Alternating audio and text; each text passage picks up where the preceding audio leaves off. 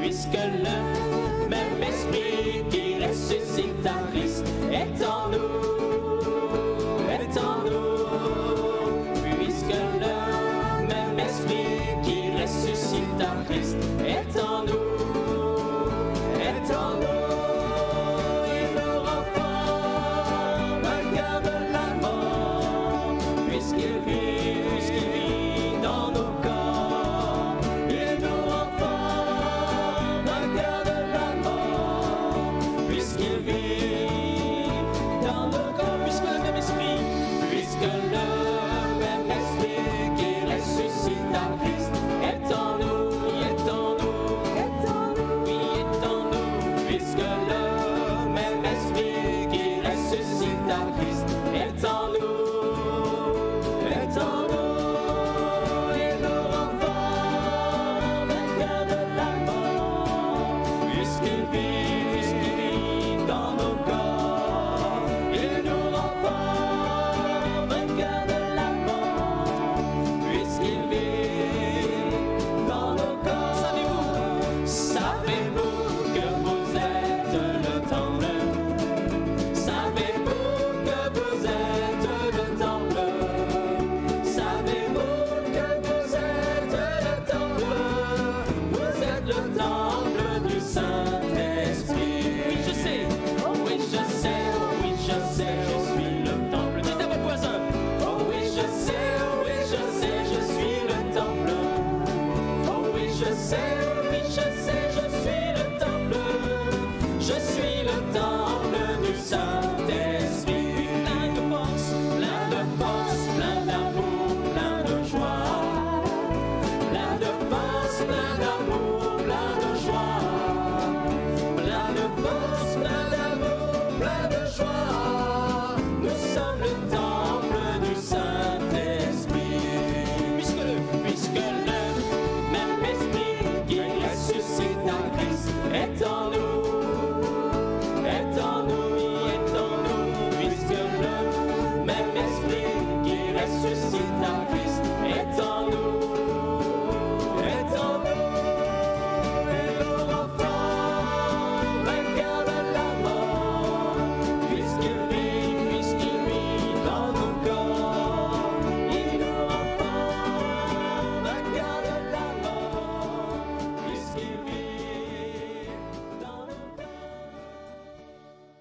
Voilà, bonsoir frères et sœurs et amis, soyez les bienvenus. C'est une joie pour nous de pouvoir partager la parole ensemble. J'ai une question pour vous. Est-ce que vous êtes prêts pour le jour de l'avènement? Êtes-vous prêts pour le retour de Jésus? Sommes-nous prêts vraiment? Réalisons-nous chaque jour que ça peut être la dernière journée que nous vivons, puisque la Bible nous enseigne que Jésus reviendra nous prendre avec lui et que ce jour, personne ne le sait.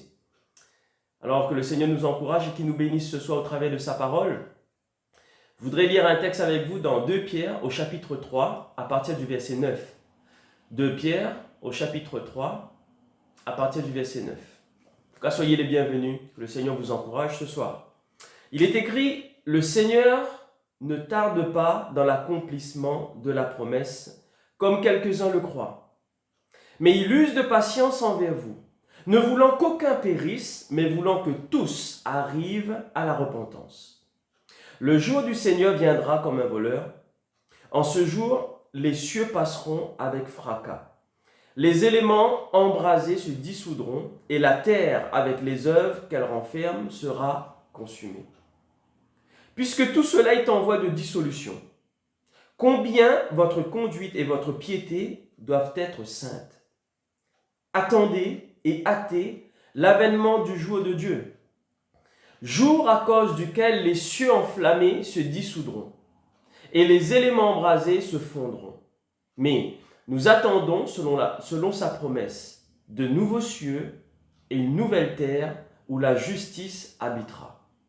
C'est pourquoi, bien-aimés, en attendant ces choses, appliquez-vous à être trouvés parmi lui sans tache et irréprochable dans la paix.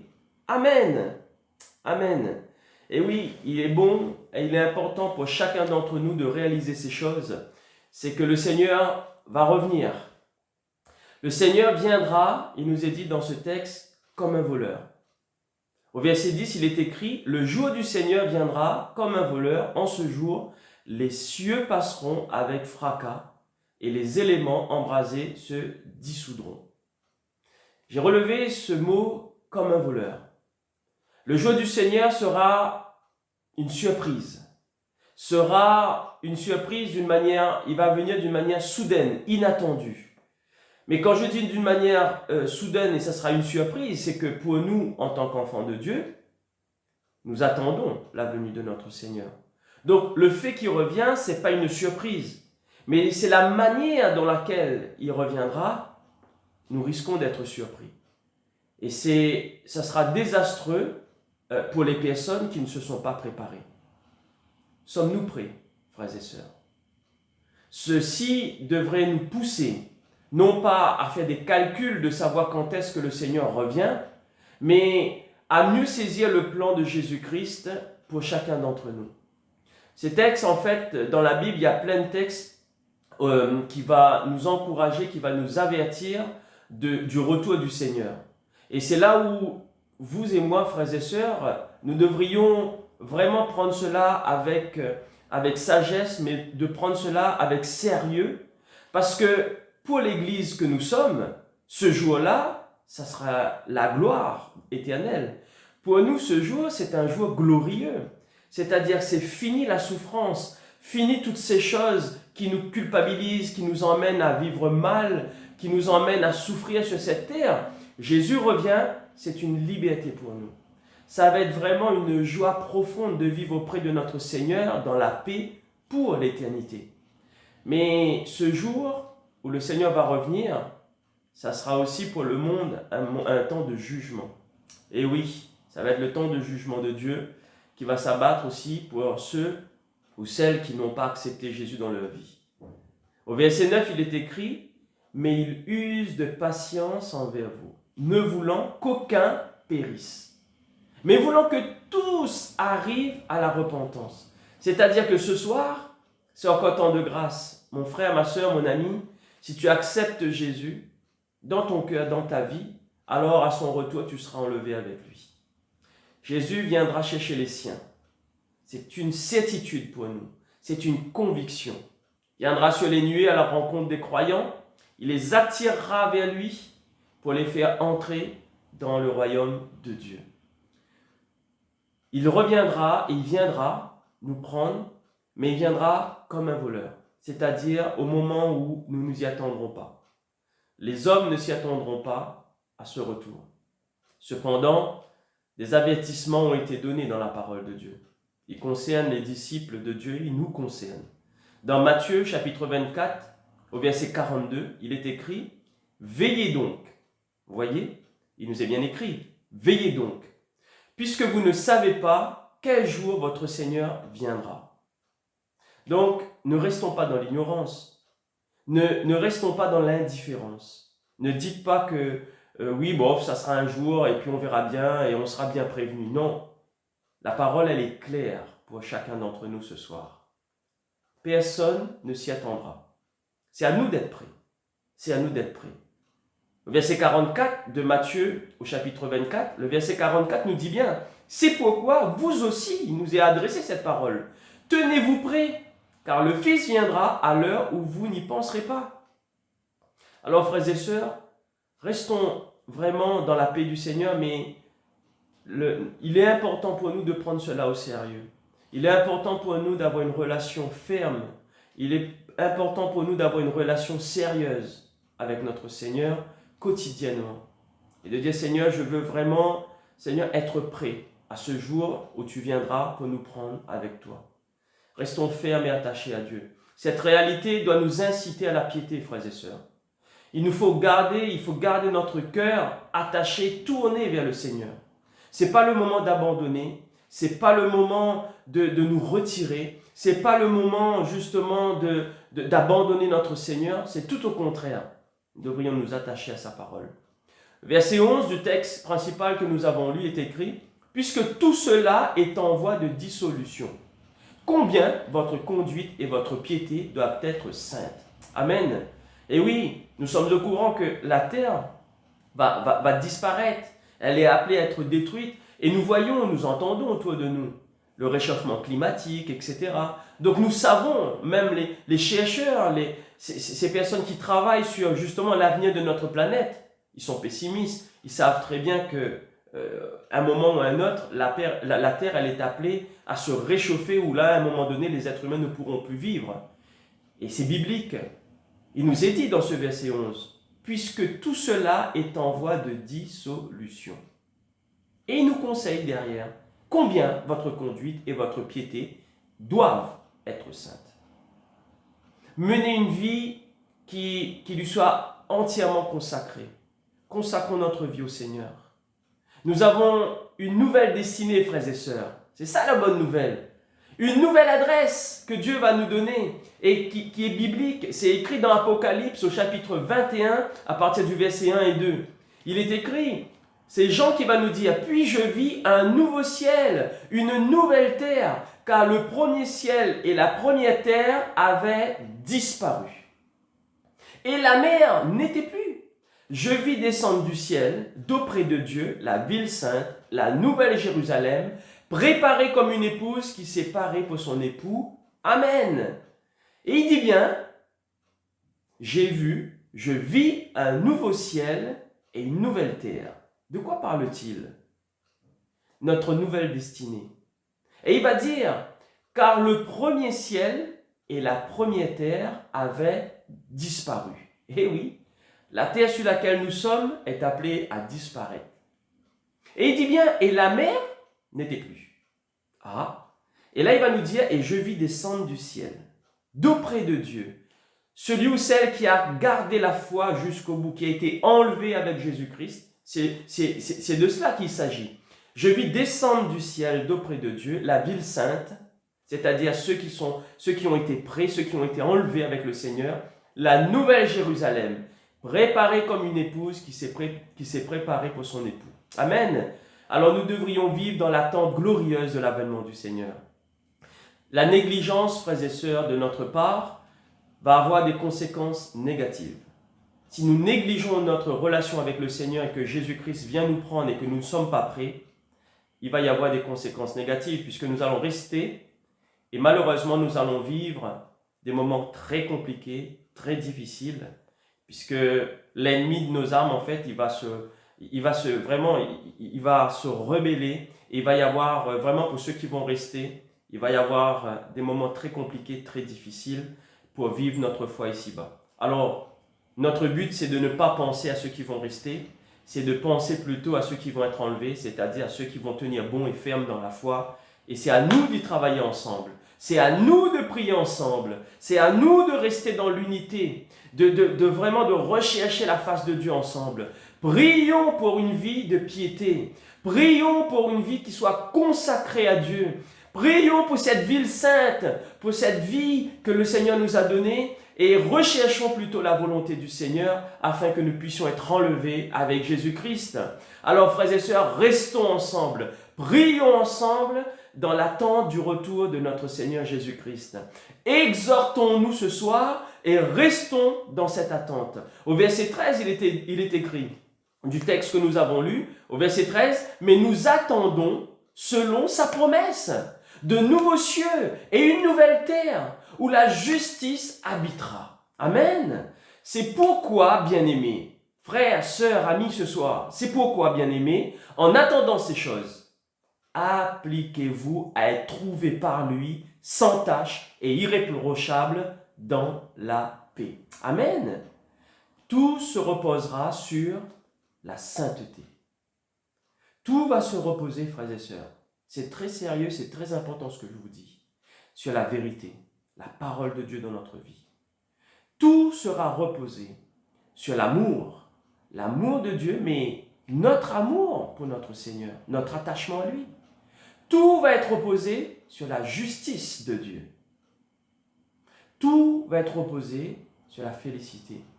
Il est important pour nous, frères et sœurs, de marcher dans la vérité, dans l'amour et dans la sainteté. Appliquez-vous à être trouvés par lui sans tache, irréprochable dans la paix. Veillons sur notre cœur, frères et sœurs. Faites tous vos efforts, faisons tous nos efforts afin d'être trouvés sans tache. Romains 12, 18 me dit, s'il est possible, autant que cela dépend de vous, soyez en paix avec tous les hommes. Amen. Et oui, afin que nous puissions avoir ce cœur pur devant Dieu. Et là, justement, puisque nous nous appliquons à avoir un cœur vrai, sincère, pur devant le Seigneur, vous savez, c'est quoi la promesse? Matthieu 5, 8. Heureux ceux qui ont le cœur pur, car ils verront Dieu. Amen. Et oui, le fait d'être attaché au Seigneur, le fait de marcher dans l'amour, le fait d'avoir le Seigneur dans notre vie et de dire Seigneur, oui, pardonne-moi de tous mes péchés, de toutes mes fautes, de peut-être une parole qui a pu blesser quelqu'un. Seigneur, je veux être retrouvé par toi sans tache. Avoir le cœur pur. Et là, ce verset, il est pour vous ce soir. Heureux ceux qui ont le cœur pur, car ils verront Dieu.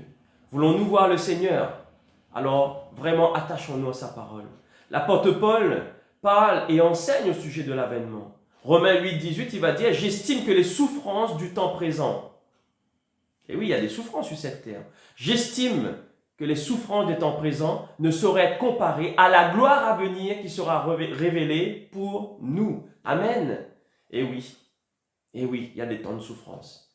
Mais ce que nous savons, ce qui va arriver, ce qui nous est promis, c'est un moment de gloire, c'est un moment de joie. Amen. Nous ne voulons pas, frères, nous ne voulons pas rester dans l'ignorance. C'est ce que Paul dit dans 1 Thessaloniciens 4, 13. Nous ne voulons pas, frères, que vous soyez dans l'ignorance au sujet de ceux qui dorment. Et oui, puisque nous avons des frères et des sœurs, peut-être un parent qui est décédé et qui avait gardé le Seigneur dans leur vie. Vous savez une chose, on va les retrouver. Et c'est ce qui est écrit dans ce texte. Au sujet de ceux qui dorment, afin que vous ne vous affligez pas comme les autres qui n'ont point d'espérance. Car si nous croyons que Jésus est mort et qu'il est ressuscité, croyons aussi que Dieu ramènera par Jésus et avec lui ceux qui sont décédés. Amen. Alors ne soyez pas dans l'ignorance au sujet de ceux qui sont décédés, mais c'est plutôt à nous de rester dans l'attente de l'enlèvement, afin que nous puissions les rejoindre ensemble. Et dans 1 Thessaloniciens 4, 15, il nous est écrit « Voici en effet ce que nous vous déclarons d'après la parole du Seigneur. Nous les vivants, restez pour l'avènement du Seigneur. Nous ne devancerons pas ceux qui sont décédés, car le Seigneur lui-même a un signal donné, à la voix d'un archange et au son de la trompette de Dieu, descendra du ciel. Et les morts en Christ ressusciteront premièrement. Ensuite, nous, les vivants, qui seront restés, nous serons tous ensemble enlevés avec eux sur des nuées, à la rencontre du Seigneur dans les airs, et ainsi nous serons toujours avec le Seigneur. Consolez-vous donc les uns les autres par ces paroles. Amen. Vous voyez, le Seigneur a déjà tout préparé. Tout est préparé. Alors ceux qui sont décédés et qui ont gardé la foi jusqu'au bout, Amen, merci Seigneur. Eux, ils vont être enlevés. Il n'y a pas de souci à cela. Le royaume de Dieu est leur destinée. Maintenant, c'est à nous de rester dans la foi, de rester fermes.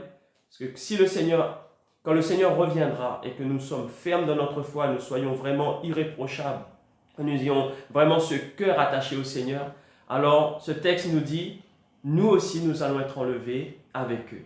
Ils vont être enlevés et ensuite, nous les vivants qui sont restés, nous allons tous ensemble être enlevés sur des nuées et à la rencontre du Seigneur. Amen.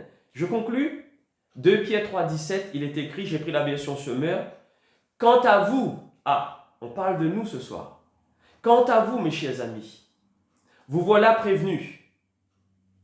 Prenez garde de ne pas vous laisser entraîner par l'égarement de ces hommes vivant sans respect pour Dieu et de perdre ainsi la position solide que vous occupez. Amen. Nous sommes prévenus, frères et sœurs. Il y a cet avertissement. Ne vous laissez pas par l'égarement. Malheureusement, combien se sont égarés? Combien abandonnent encore le Seigneur aujourd'hui? C'est triste, mais prions pour eux. Prions pour que la semence qui est tombée dans leur cœur puisse vraiment être arrosée et qu'ils puissent revenir au Seigneur. Mais vous et moi, frères et sœurs, ayons les yeux fixés sur le Seigneur. La Bible nous dit bien que ceux qui sont debout prennent garde à ne point tomber. Et oui. Donc, c'est à nous de rester vraiment fermes dans notre foi. Et nous sommes prévenus, nous dit ce verset.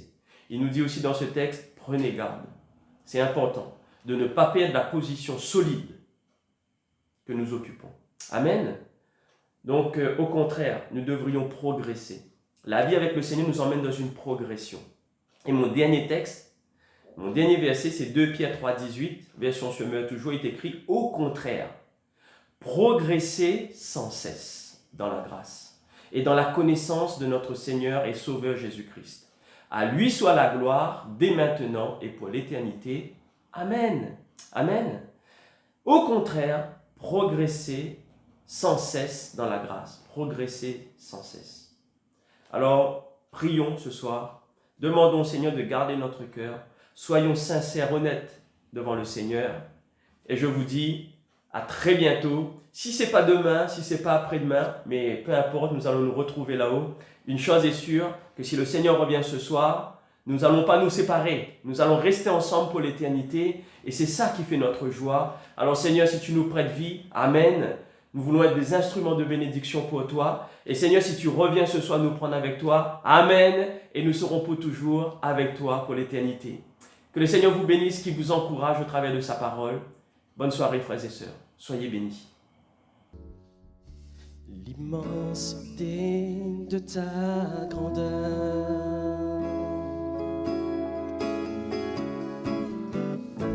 me montre que je ne suis rien. Mais quand tu façonnais la terre, j'étais déjà près de ton cœur. Tu m'aimais avant que je sois,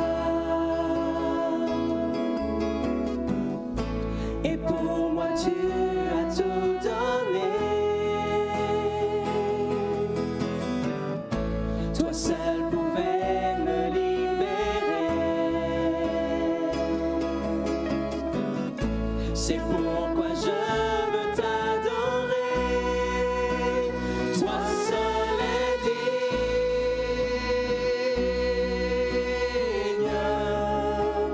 de recevoir louange et gloire pour l'éternité. Toi seul est digne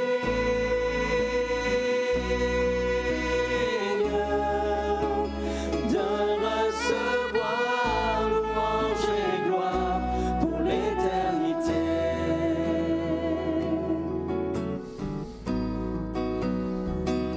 Dans ta présence, Dans ta présence, je me tiens,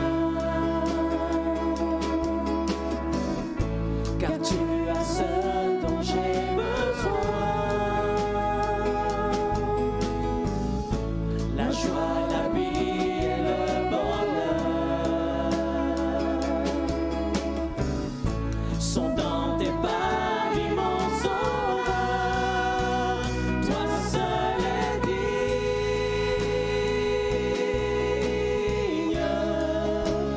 de recevoir louange et gloire pour l'éternité.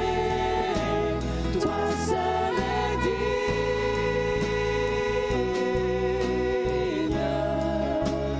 de recevoir louange et gloire pour l'éternité.